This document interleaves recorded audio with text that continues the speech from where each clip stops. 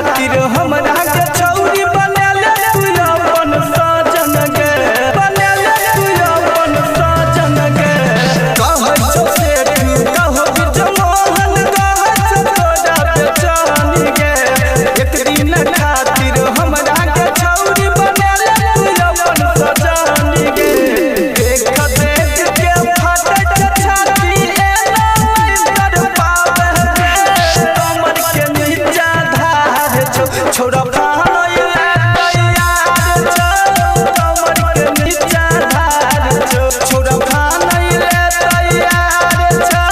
कमर के नीचा धार छौ। रिकॉर्डिंग स्टूडियो सेठ दीवाना कदवारा।